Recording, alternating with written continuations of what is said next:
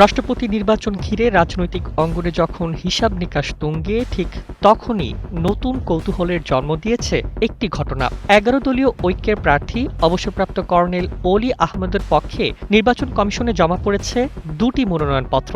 কেন একই প্রার্থীর জন্য দুবার মনোনয়ন? এর পেছনে কি সত্যিই শুধু সতর্কতা, নাকি অন্য কোনো রাজনৈতিক কৌশল রয়েছে? বৃহস্পতিবার মনোনয়ন জমার সময়সীমা শেষ হওয়ার পর নির্বাচন কমিশনের জ্যেষ্ঠ সচিব আখতার আহমেদ জানান, মোট ৩টি মনোনয়নপত্র জমা পড়েছে। এর মধ্যে অলি আহমদের ২টি এবং বিএনপির প্রার্থী মির্জা ফখরুল ইসলাম আলমগীরের ১টি। তবে অলি আহমদের পক্ষে ২টি কেন, এ প্রশ্নের উত্তর সরাসরি দেননি কমিশন।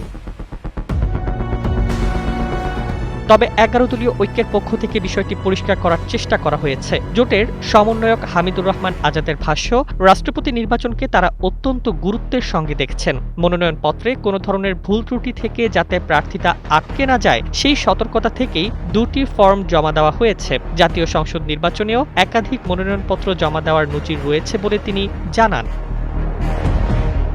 আরও একটি কারণ সামনে এসেছে। জোটের সংসদ সদস্য নাজিবুর রহমান মোমেনের মতে, রাষ্ট্রপতি নির্বাচনে সংসদ সদস্যরাই ভোট দেবেন এবং তাদের মধ্য থেকেই প্রস্তাবক ও সমর্থক থাকবেন। তাই একাধিক প্রস্তাবক সমর্থকের মাধ্যমে ২টি মনোনয়নপত্র জমা দিতে কোনো সমস্যা নেই।